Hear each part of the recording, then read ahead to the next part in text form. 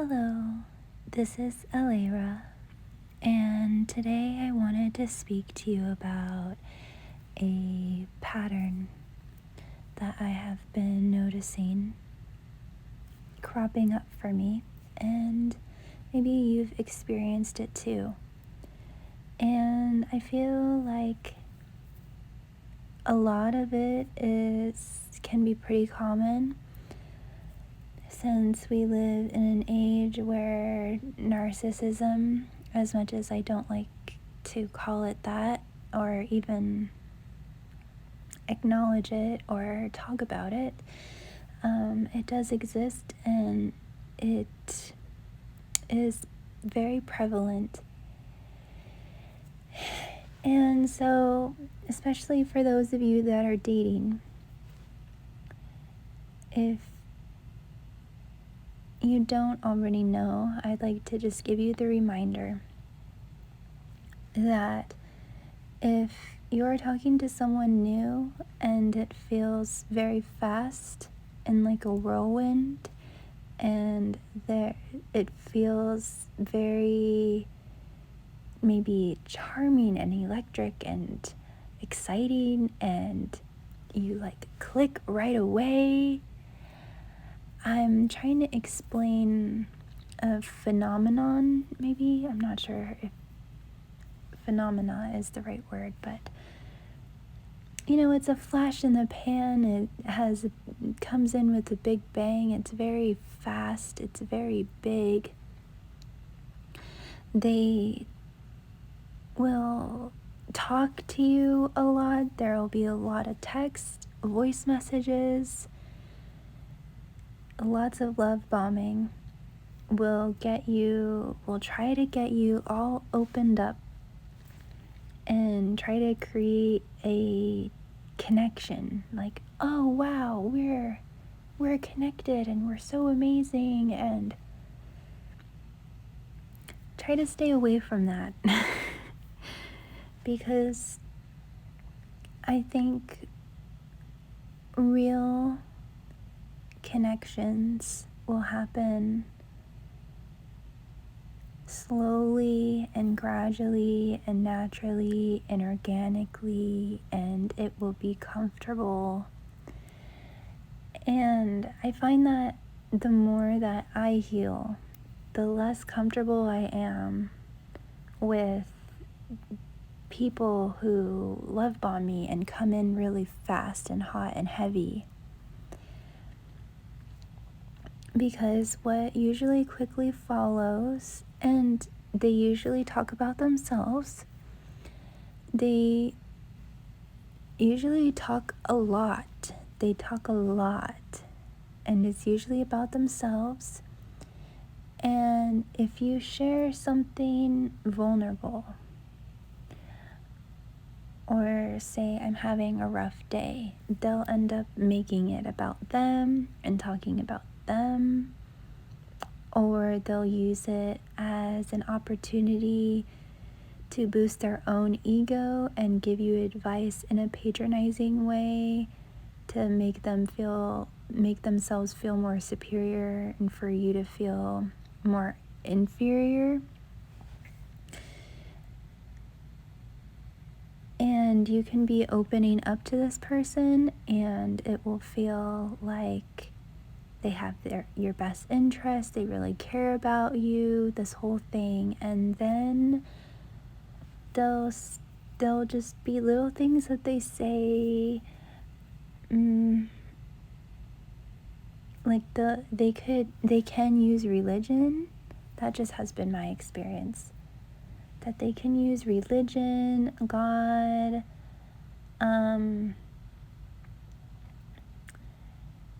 but they don't have to, of course.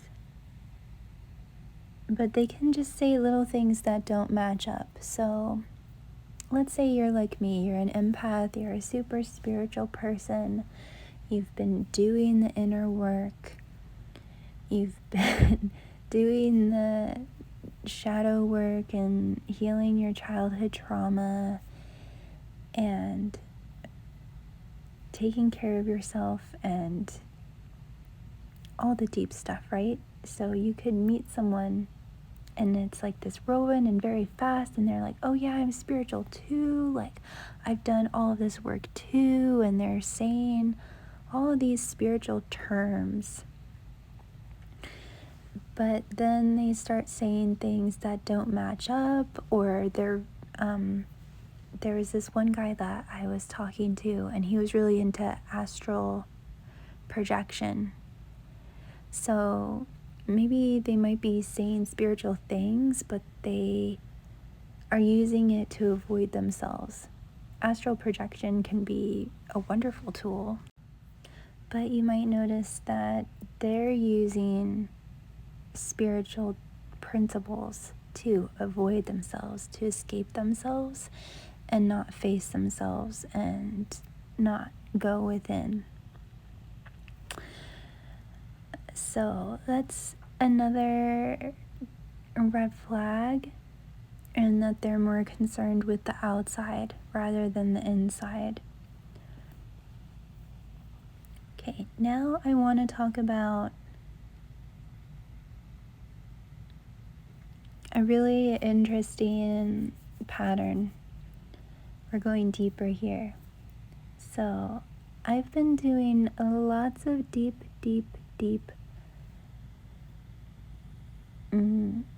heart healing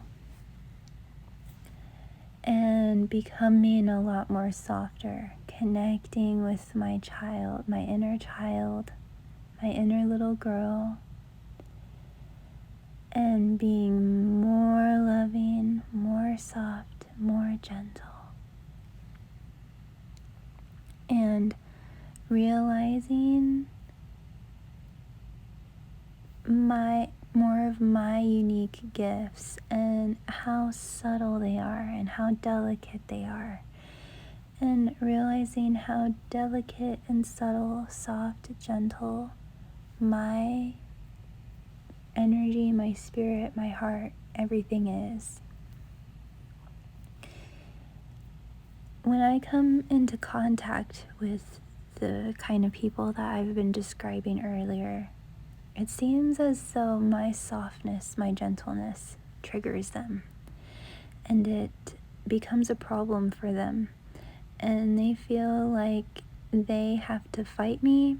They feel like they have to get me to be quote unquote stronger, tougher, harder, which is all masculine traits, and I'm a woman. I believe that a healthy masculine man will see my soft, delicate, sweet nature and will go, I want to protect this beautiful creature. Not be a drill sergeant to it and be like, what are you being soft for? Stop it. You gotta be hard. You gotta be tough. What's the point of that? What's the point of the divine masculine and the divine feminine union? If a man is seeking another rough, tough man in a woman's body. Women are meant to bring softness and nurturing and love and care and feelings of home to the man. And so are men, but just in different ways. So are men to women, but in different ways.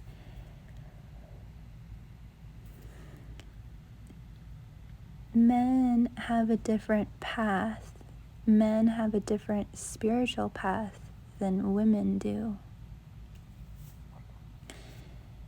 So this can be a very in-depth, lengthy discussion, but I've just found it very interesting that with these men that appear strong and awake haven't done the inner work, and when I'm my soft, sweet, open, soft, gentle self, they suddenly feel like they have to train me and yell at me, not like literally yell at me, but with their energy, they're trying to get me to be someone that I'm not. So I've taken some notes here about why I think that is.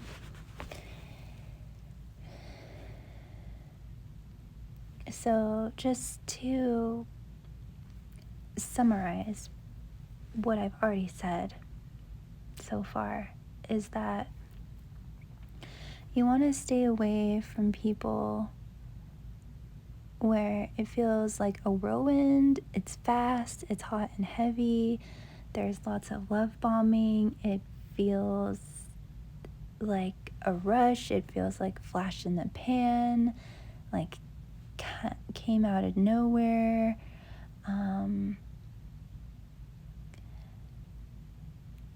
I hope you can understand what I'm saying, because there are healthy connections that can come in a similar way, but it's a very unique flavor. It feels overwhelming. It feels like a whirlwind. Like you don't know quite where to look, and they might be talking in a rapid fire way. They talk a lot about themselves. It seems like they really know you and see you without really talking to you a lot. They talk about themselves a lot. They will try to form a very fast connection with you, try to get you to open up, be vulnerable, then bam, they will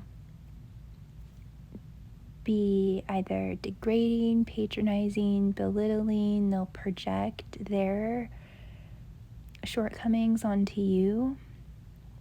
They won't view you in a correct way.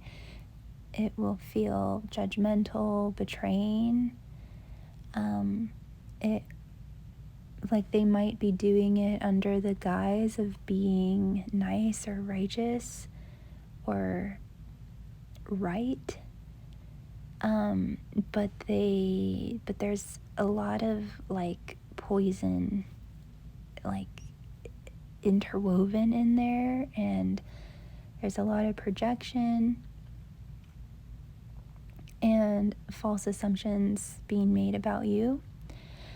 They'll talk about themselves a lot instead of empathizing. So like, let's say you're vulnerable with them and you say, oh, I've had a really hard day or whatever, and they'll start talking about themselves and make it about themselves.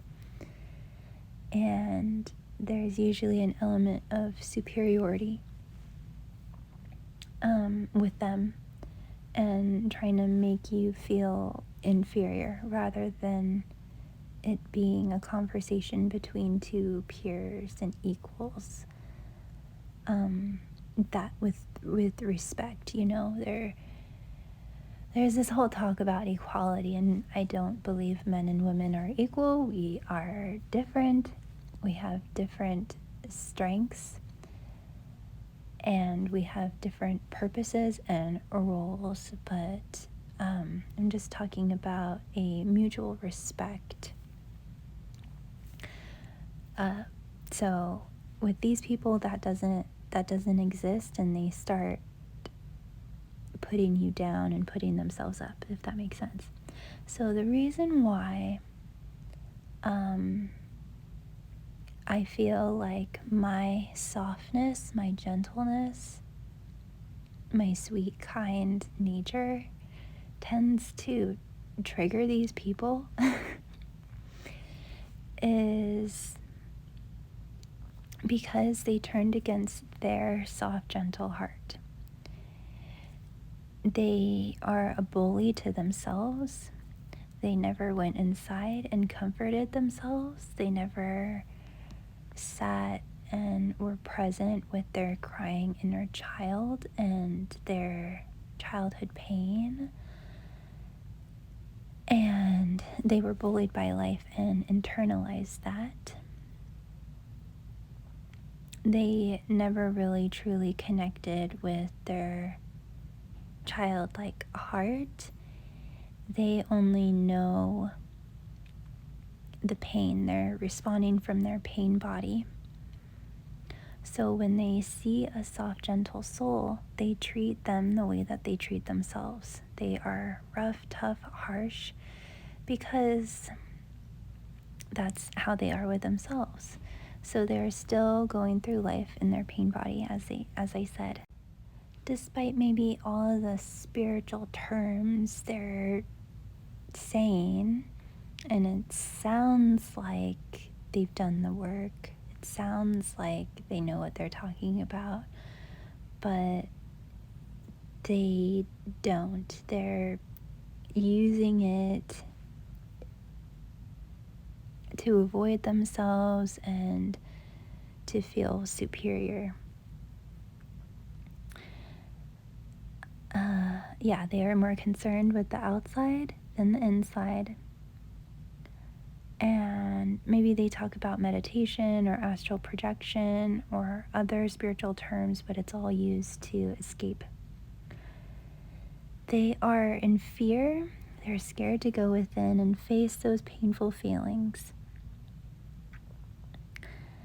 So when someone is soft and gentle, it reminds them of their wounded inner child that got beat up by life.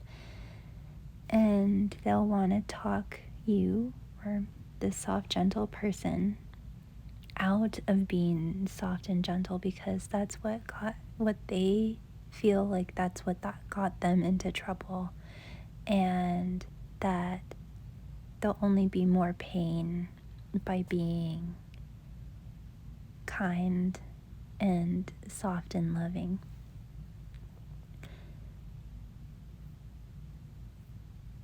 Because they haven't been present with that part of themselves. They chose to become hard and tough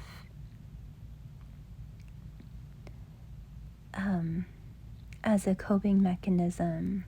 It's a very abusive, self-hateful coping mechanism. And so when they see someone that's soft and gentle, they see it as weakness instead of strength. And someone that they're relating to, that they're perceiving as weak, is not acceptable to them. So they're like, oh my God, you need to be strong. You need to be tough. You need to, because I can't be with someone, or I can't be relating to someone that's weak. So they're totally misperceiving you and projecting and assuming lies about you and not seeing the real you. And this is abuse, because they're abusive with themselves and they have an internalized, maybe abusive parent. And so no matter how it goes, even if it's under the guise of spirituality or God or religion or tough love or what have you, it is abuse, in my opinion. To be vulnerable with someone. I mean, if you had a crying child and they said, I'm sad, I'm in so much pain, and then for the parent to be like, well, suck it up, you gotta be strong, da da da da da, like, that's abuse, right? What would be healing for that child would to be, oh, come here, come into my arms, I'm here, you're safe, tell me all about it, cry, and I will comfort you through this, and you're not alone, and you're loved. So I believe that these people feel deeply alone and powerless and are living from a very narcissistic place, all about them, and living in a zero-sum game, a dog-eat-dog world. It's a war with these types of people, and it's not going to be mutually loving and healing, despite what they might say up front. So pay attention to the signs. Really pay attention to what people say, how they react, how they respond to you, because it's just going to be more. It's just going to repeat. And I find that always in hindsight, it was there.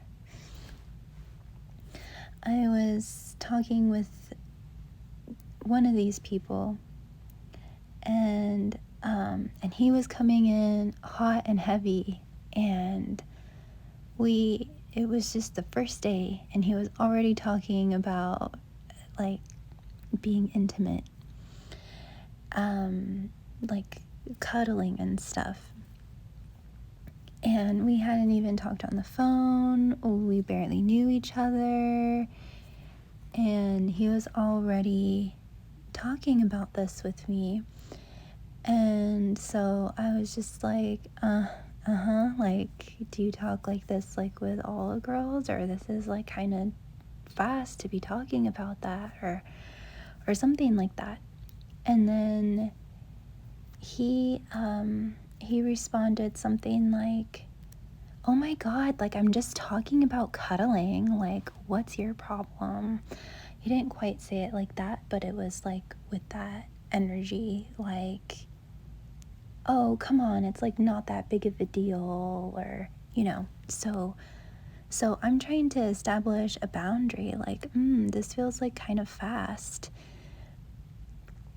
And then he's already like disrespecting my boundary and belittling me and kind of like attacking me, instead of like, oh, I'm sorry, I'll be slower if that's what you need, like respecting my boundary, So these people like won't respect boundaries, and when you do, they will like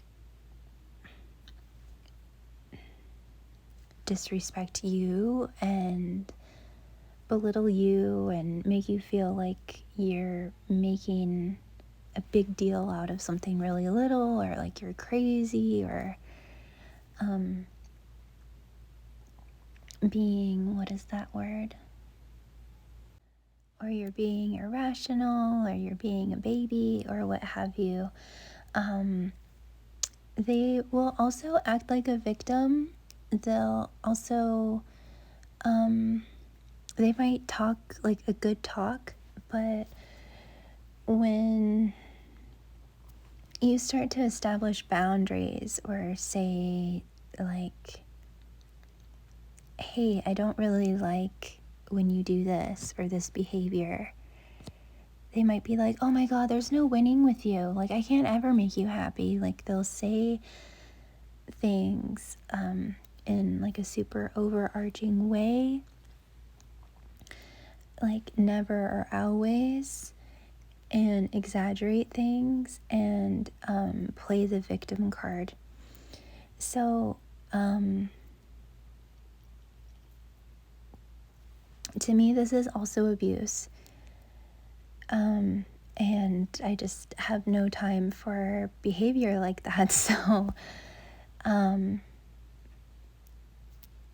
you don't have to fight these people. You don't have to engage with them.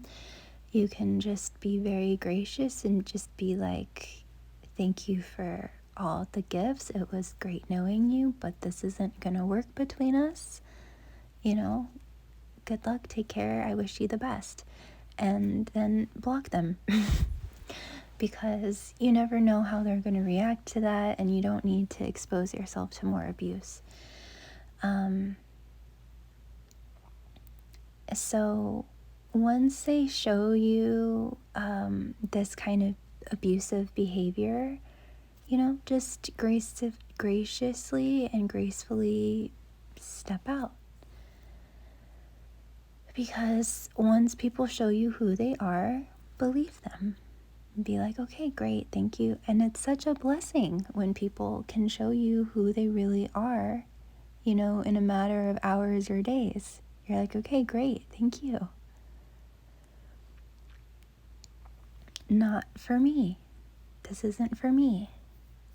Thank you, next. So we don't need to be combative with combative people, with people that don't truly see us, honor us, respect us, understand us, and haven't done the inner work and aren't genuinely open to love and aren't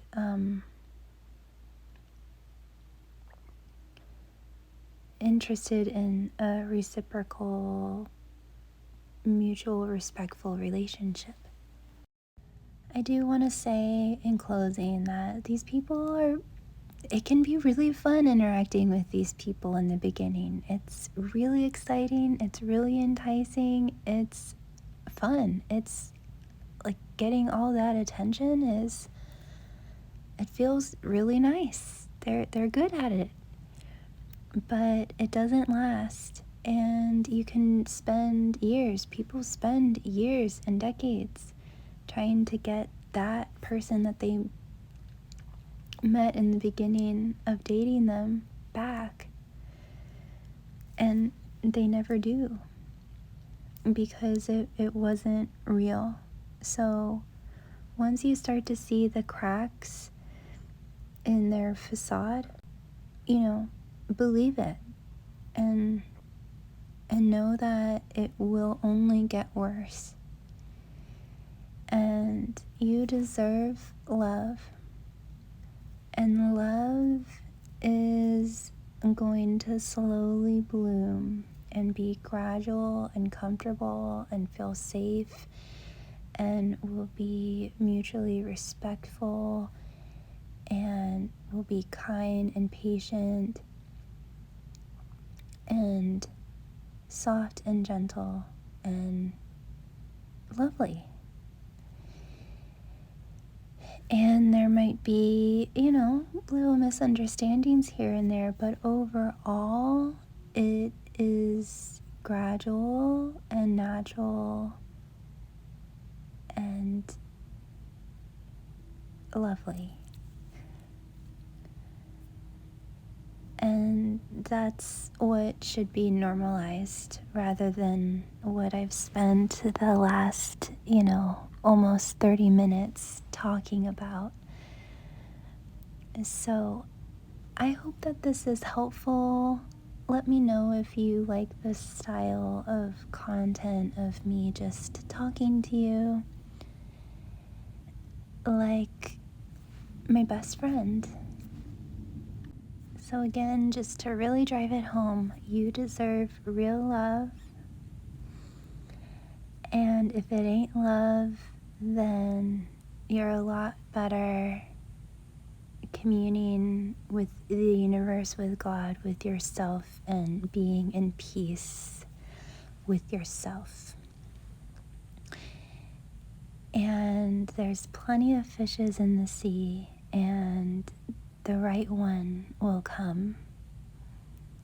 You just need one wonderful person to spend the rest of your life with, and they do exist. I am a firm believer in that. And love is all around you. You are love. Take care. Blessings.